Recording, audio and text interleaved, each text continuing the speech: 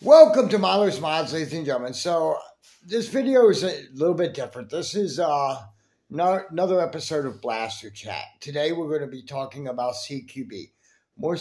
More specifically, the type of blasters you would want to use in CQB.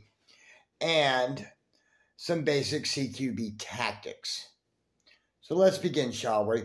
We're going to start off with some of the basic blasters people use when they play CQB. But first of all, CQB stands for Close Quarters Combat, okay, or Close Quarters Battle, same thing. Okay, what that means is that you're in a very enclosed space, like a house, or maybe a shopping mall or something like that, okay? So some of the blasters that people use are rather interesting. These are some of the examples. And I'll start off with different price ranges, because I realize some people, they don't have hundreds and hundreds of dollars or whatever. So basically, the bottom of the line that you can get, the absolute cheapest and right out of the box performance, you'll do okay. You won't set the world on fire or anything like that, would be an Aeon Pro. Okay, made by Dart Zone. It's a great little blaster. It shoots at about 140 FPS or so in its stock form. This one's been modified by myself. Stock attachment point, brass barrel, Chungus spring, skinny pusher. Okay. But that blaster was $25. This blaster here is $30. This is one of the brand new X-Shot Pro. This blaster right now is still being tuned. It's got parts in it from Saber. It has a metal dart gate and plunger tube from Saber as well. But that blaster costs $30. That blaster in its stock form shoots at about 130 to 140 FPS if you're lucky. But everybody replaces the plunger seal, the plunger tube, and actually improves the O-ring seal to get a better seal out of it. And if you replace the barrel, you can get this blaster to do up to 270, no problem. I've seen blasters like this specific blaster, not mine, well, my other one over there, but you get the message that they do 300 FPS, no problem. Just because of the size of the tube, it has a manly tube in it. And that blaster is $30. You can get that all day long at Target here in the United States.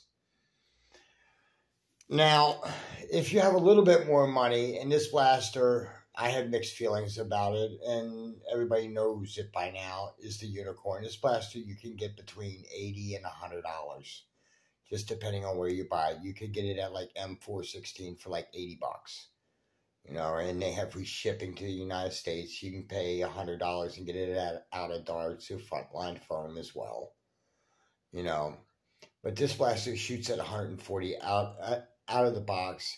It's an okay blaster. It's a great stepping stone for a newly formed company. It can be modded, and stuff like that. It's a decent blaster. It's not the best in the world, but it's okay. That's it. It's when this blaster came out, in my opinion, it was overhyped and underdelivered. That's it.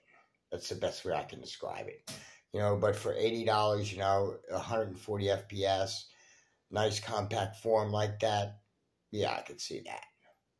And then if you have a little bit more money, these just got released. This is the Worker Seagull. This is actually the khaki version, but it's more like an off-white, in my opinion. Which is fine. But this blaster costs $125 to $150, depending on where you get it at. And oddly enough, Out of Darts just got their stock in a little bit ago. So everybody will be getting theirs, all but the khaki version.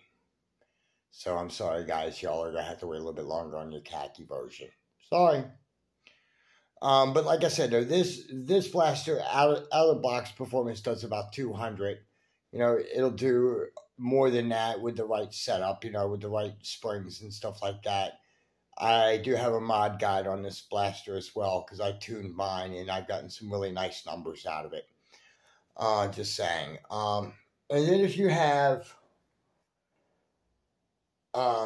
basically a high-end budget. You know, if you have at least $150 or more, you could get something like this. This is a talent claw. This is a version 3 talent claw. This one was actually built by Rick Vega. You know, but it's got the perfect size to it. It's short for CQB. You know, in CQB, you're not going to be out in open fields, so you really don't need a really long primary. You want something short, compact, that definitely packs a punch. In a talent claw, they definitely do pack a punch, you know. And I've seen people seriously go into a CQB battle and run a pistol. You know, and that's the one time that I could say in this hobby it's okay to be a pistol abuser. There's basically 3 types of pistols I've seen people run in CQB. I've seen them run like a nice tuned Viper like this one here. I've seen them run a Max Outlaw. I've seen a couple people run those, but the problem is with those is that 6 shots and you're reloading.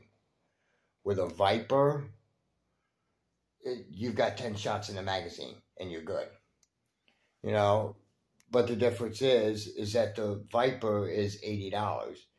The Max Outlaw is $30. You know, and the same here with the S200 Fire Rat. Okay, that's an $80 pistol as well, you know, but it's got a 9-shot magazine too. Now, we use throwables too. Okay, like these when we play CQB. These are grenades. Obviously, that's what they look like, you know, except for they're orange. Whatever. The way it works is that, let's say I suspect there's enemy combatants in the next room. I could throw that into the room, wait 6 seconds, and then walk in there and point at it. If there's anybody in and say, you, get up. You're tagged out. Go. The reason being is that has a 6-foot kill radius. If that lands within 6 feet of you, you're tagged out. Now, my tips to CQB are very simple. One, you have to be conscious of what you're doing at all times and what your other teammates are doing at all times.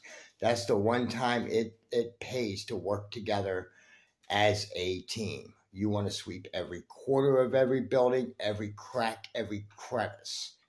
You want to literally leave no stone unturned. Don't get sloppy. Don't get cocky. Always make sure you cover the man in front of you, the man to your right, or the man to your left, depending on how you're set up. Okay? There's an old saying, and it's really true, even to this day. There's 1,001 ways to get it wrong and only one way to get it right. The only good part about it is that this is a game, after all. If this was, you know, real steel here, some of you wouldn't be making it back from a CQB battle. You know, just saying. Because that's odds and everything like that. But I don't wish to bring that into it, ladies and gentlemen. But as I said, though, you know, there's 1,000 ways to get it wrong and only one way to get it right. Things that'll help you is that if you know the layout of the building you're playing in, that will definitely help. Because then you'll be able to know where all these people are hiding from. That's one of the things that'll help you.